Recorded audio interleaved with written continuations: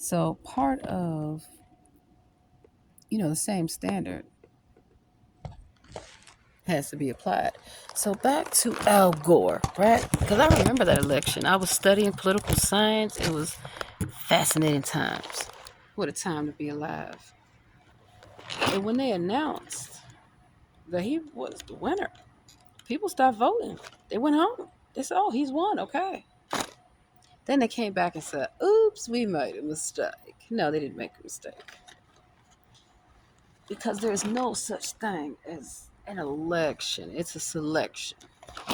And both sides put up the viable candidate. And you got to have viable candidate money. And the only way you're getting viable candidate money is if you go looking for them checks. You got to go to the churches and ask for them checks. You got to go to the unions, get them checks. You got to go to all the government employees. This is a shakedown. Give me your paycheck. You're going to vote for me. You're going to go to police, the firefighters. You're going to go to everybody and get them checks. Check it out. And then them people, them companies, them corporations, they own you. You don't do shit unless they fucking agree. You're just a puppet. You are just a dummy front. So, the mafia, they just wear suits and ties called Democrats and Republicans. And don't they have lawyers? They do. Called the FBI and the CIA. Many gangsters, allegedly, got jobs in the FBI. They did. I mean, Donnie Brasco, a number of individuals. Al Sharpton, they all on the payroll. Who hangs out with Eric Adams? Al Sharpton, who was just at fucking Rikers jail. Rikers Island. One of the worst jails in this country. Where they violate human rights so bad. Oh my God, it's like, you don't ever want to be sent to Rikers. And they're there. And Al Sharpton is washing Eric Adams' feet. Washing this man's dirty ass feet in front of all these inmates. What does that do for them? Does that help rehabilitate the people that are actually guilty? And does that set free the people that are actually innocent? Absolutely not. They just want to look good on Instagram or TikTok and YouTube and wherever the fuck they can get their greasy asses on. But see, the issue with that is how many times are they called in to clean up stuff? They on the payroll to clean up mess. If you see Al Sharpton, you already know the FBI is in this building. And he loves it. He loves it. He can't get enough. So what would an FBI informant like Al Sharpton be doing at Rikers Island, the jail, with Eric Adams, another police informant, another FBI bitch on the payroll? Because prison, according to the United States Constitution, constitutes lawful slavery called debtor's jail. If you can't pay your debts, then you go to jail. So I just listed all the ways that the government does to make sure they found a way to get you in jail if you disagree or speak out. Want the IRS come for you? You better have your tax documents all corrected. So let me tell you one of the things about the IRS. Well, they're also like a compliance agency. You better ask Wesley Snipes if you got to pay taxes, or Al Capone if you have to pay taxes. Because that's usually the last resort to try to do tax evasion or tax fraud or say you don't pay your taxes. And the reason that you're paying taxes is because you're paying the government for protection. Because what if nobody paid taxes? Same thing like the church. You pay tithes to the church for protection. Because what if nobody paid tithes? You wouldn't have a church.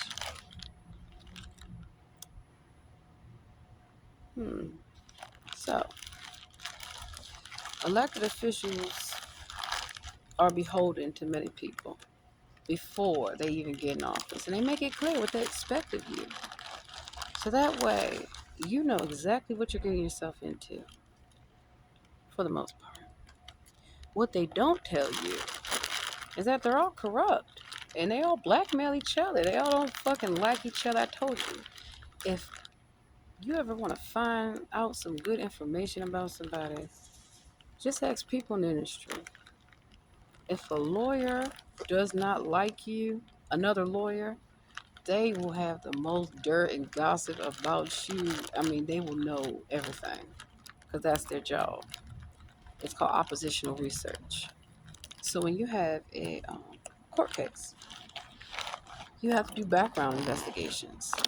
You have to look up prior cases, relevant cases. Is this an isolated incident? Are there other cases in various jurisdictions in which your lawsuit could be joined? And so a lot of trial attorneys, the good ones, that's how they get their cases. You know, sometimes they start low level with ambulance chasers. What is an ambulance chaser? Somebody that literally meets you and tell you to sign some paperwork and they will represent you without telling you anything. And they're going to get you this, and all this stuff. They usually have those cheesy ass TV commercials. If you've been injured, you have an attorney. Yeah. I mean, they all have the same gimmick. And so advertising, a drug comes out or something is, damaging to society as a whole. And so, like with the Aaron Brockovich case, it's actually a real case in California.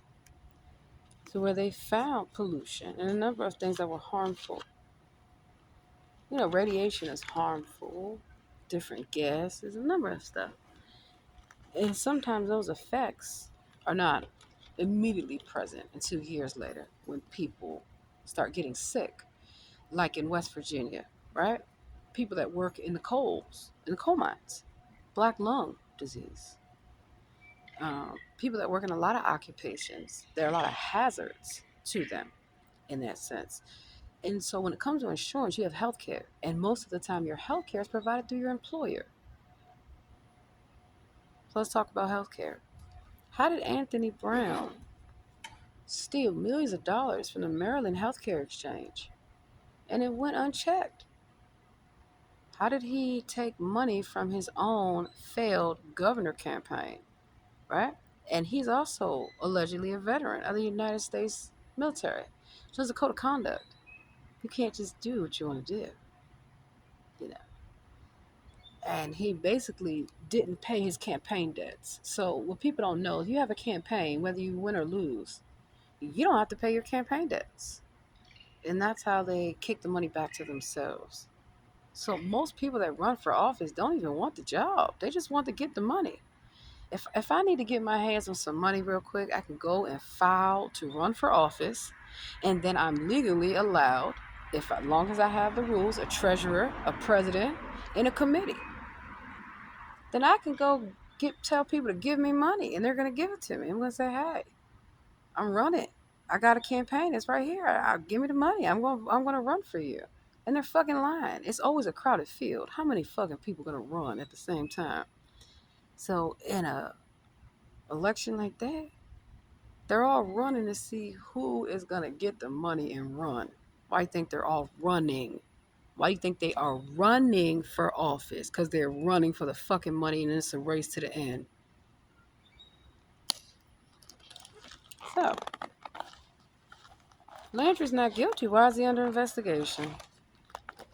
If he's not guilty, why did he have a judge silence a campaign ad? Can't do that. Absolutely not. And then he's all gun happy about the police because what he will do by putting boots on the ground, like Larry Hogan, another criminal, wanted to do and did in West Baltimore, was have the National Guard. So you have the military. So you have a nanny state. You have the government invoking the military and the police on everyday citizens. Eminent domain. Does that give the government the right to just search and seize property? Well, guess what I found out? In the Garden District of Nolens, where my family has lived for hundreds of years. I looked up all those historical mansions. The tours that they give? They're fucking worthless. I gave the best tour of Nolens. I showed y'all all the sites, the real sites. And I didn't go to the tourist traps. That's how you know I really know Nolens, because I took y'all to all the neighborhoods and all the places that you should go. Not saying you shouldn't go to Bourbon Street and all that, but that's not all of Nolens, baby. So in the Garden District, all those historic mansions, ever since the 1800s, have been seized by the United States government and by the military, particularly the governor of Louisiana back in like 1800 started acquiring land. Did you know that the curious case of Benjamin Button was actually filmed in the Garden District of Nolens?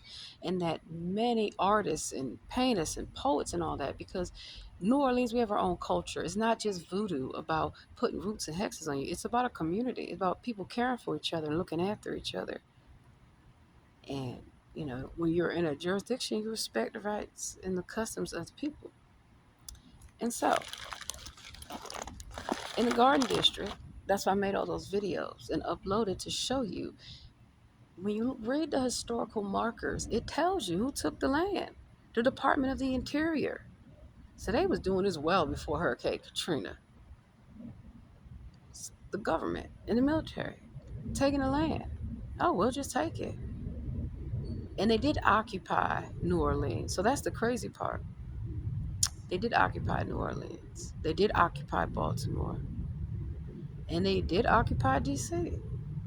So when you see boots on the ground, that is a show of force that we will send the military on you. But wait a minute, because in the jurisdiction you have different levels. Like in Texas, they have their own homeland security in Texas. They're not a federal homeland security, but their own Texas Homeland Security Agency.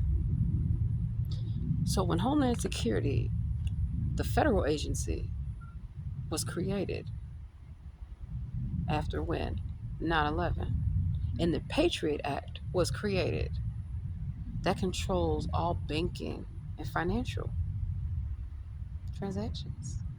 That's why you have to show ID and social security card and all this stuff to open a bank account. And if the government deems that you are a terrorist, then they will seize your assets. They will freeze them. And a lot of times in a lawsuit, if you freeze someone's assets, you limit their ability to have to have a proper defense. Lawyers cost. Go get you a cheap lawyer if you want to. And when I say cheap, I mean the quality of the work. Because I know many public defenders. They're some of my best friends. And I know many prosecutors too. I actually sit on a Citizens Academy cohort for the next 10 weeks to break down every function of the prosecutor's office. And there's a mock trial. And they said, what does everybody want to be? I said, I'm going to be the prosecutor. And I'm going to be damn good. So it's a 10-week program, in addition to all the other stuff that I do, that teaches me the inner workings of the prosecutor's office. So that way, when you go against someone, you know what you're up against. And you know the games that people can play. So the government says you're guilty. Well, the government has to prove their case. In a civil case, the burden of proof is the moving party. So say I sue you. I'm the moving party. I have the burden of proof. So that means you could win your case if the moving party doesn't even show up or fails to respond to a complaint. Now, the rules are different with criminal, because if you fail to respond to a complaint, they're going to lock your ass up. So the government has the ability to make you come forward to answer the question, to answer the charge. However, in a civil matter, you don't have that ability. I mean, you have subpoena power, you have a number of things that you can do, but at the end of the day, the only way that you can guarantee a victory is to take everything that they have. And so, what does the government do in a criminal case? They want to take everything that you have, your life, your liberty, everything, your freedom. Your freedom. So, it's all or nothing. Just make some shit up and go in the courtroom. I've seen prosecutors do it, I've seen lawyers do it, so called attorneys. Worthless. They're unprepared. They didn't do their research. They didn't expect the unexpected. Or a lot of times their client was lying to them and their client is guilty. So here's the thing, whatever you tell your lawyer is confidential. So say you're accused of a crime. The way the judicial system is set up, and I don't agree with this, the client can tell the lawyer, I'm guilty and you're going to represent me. Now, if it's a civil matter, nobody has to represent you. But if it's a criminal matter, what do the police tell you with your Miranda rights? Miranda versus New Arizona. You have the right to remain silent. Anything you say can and will be held against you in a court of law. You have the right to an attorney. If you cannot afford an attorney, stop right there. Who's we? We will provide one for you. So who is we? When the police are speaking to you and saying that we will provide one, are they speaking on their behalf or on behalf of the government? So therefore, the police are speaking and representing on behalf of the government when they read you your Miranda rights, if they read them to you. That's why the whole Miranda case came about. Look it up.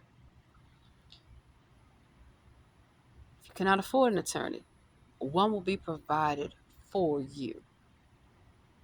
Now, most people, honestly, cannot afford an attorney because you know how much attorneys charge? Yeah. And depending on what you're up against, contingency may not be an option. I actually ran into someone who told me that in Canada, with cases, they don't have contingency. So you got to have the money up front. And they ain't taking payment plans either. Don't you dare get no prepaid legal. They can't represent you.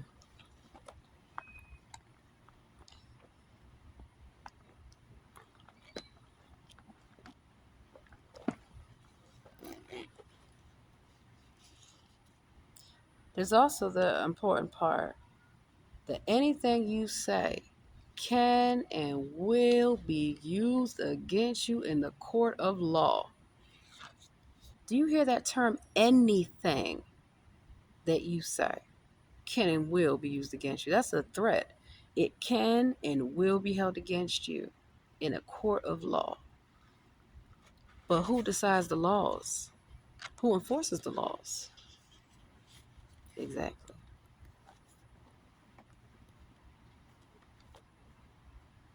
So the police officer just says, hey, I'm going to make some shit up. There you go. You're going to spend a night in jail, baby. And then, of course, you got to go before a judge. And that's where most people, they get to crying in lockup. Everybody's a gangster until they're going to jail.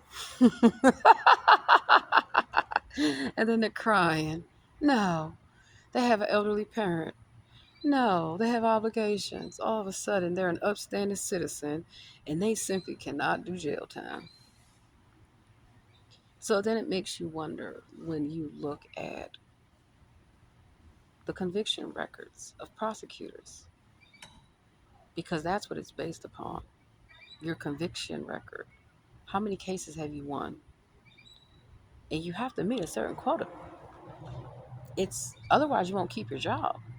So if you're a prosecutor, you can't be not prosecuting stuff. You won't have a job. And then if you keep losing cases, you're definitely not going to have a job. So that's why that role is very serious. Because you can also be subject to appeals and disciplinary action and sanction and disbarred. which means you'll never practice law another day in your life. The best that you might get is to be a jailhouse lawyer, talking to inmates over bologna and cheese sandwiches, playing spades, and saying, hey, who got the coffee and the noodles? That's the best kind of lawyer you might be. So if you're going to be a lawyer, like I am, obviously, I make sure that I'm ethical, that I don't violate any codes of conduct, that I don't engage in criminal activity, that I don't engage with criminals. And the criminals is the United States government. I don't engage with them. They engage with me. They lost a long fucking time ago. They still pay me to this day, and I love it. That's why I love trolling the government. They still have to pay me, and I wipe the floor with them pro se. Wait till I get a law degree. And then actually in a lot of jurisdictions like California, I don't even have to go to law school. All I gotta do is pass the bar, as well as Wisconsin. So that's how you have to know your rights. I mean, I could do a 6 month crash course on the fucking bar. I guarantee you I'll pass it. But I'm not gonna take that route. The route that I'm taking is a more strategic route. Yeah. Because one good thing is that when you are a member of the bar, and I'm a member of the American Bar Association, and I'm a member of a lot of bar associations. I get access to trainings and networking and all kind of fun stuff. So that's how you build a coalition. And I strategically work with people that are already working on the same type of cases and investigations that I want to see happen and come to fruition.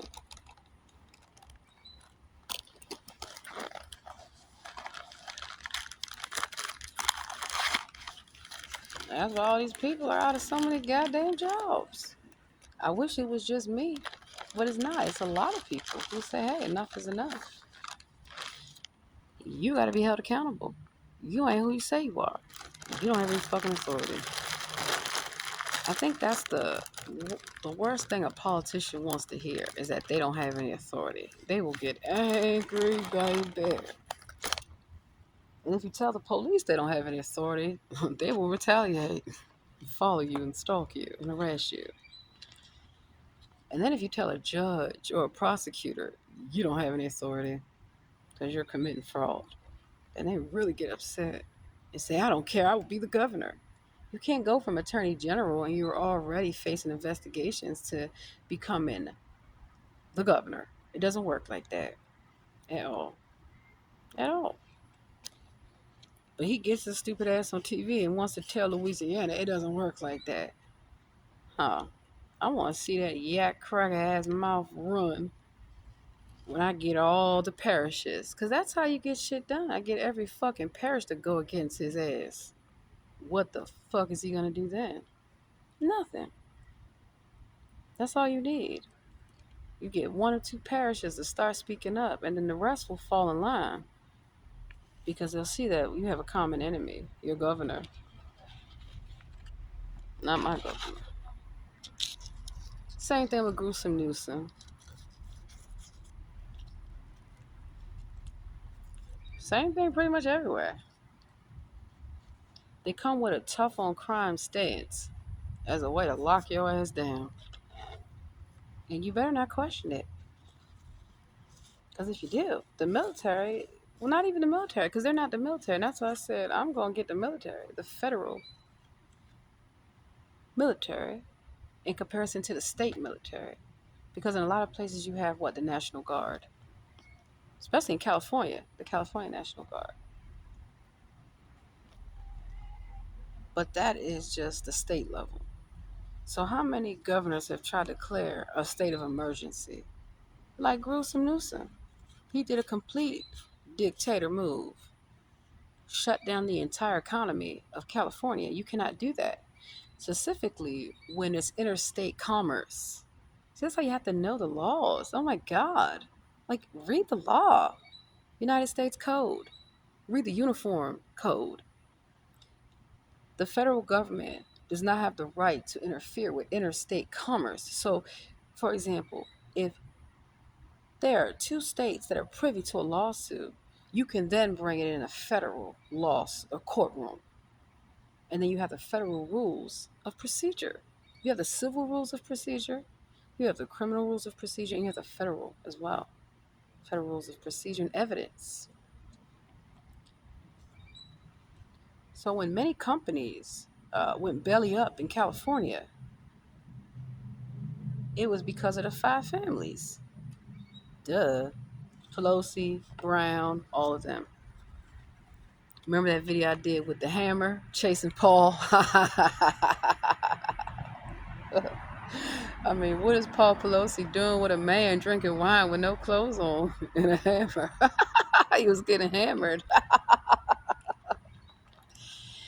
Real talk. Look at that. We all seen the shit. And so, also, what you don't know is that there's something called an exit tax for all those companies that left California. They got hit with an exit tax. You can't charge a company or corporation. Most corporations are headquartered in Delaware because Delaware has different laws for corporations. That's why you have to know the laws of the jurisdiction in which you operate a business. That's why I have a limited liability corporation. I am the CEO, I am the president, and I have all my paperwork intact. A lawyer, an accountant, the whole nine.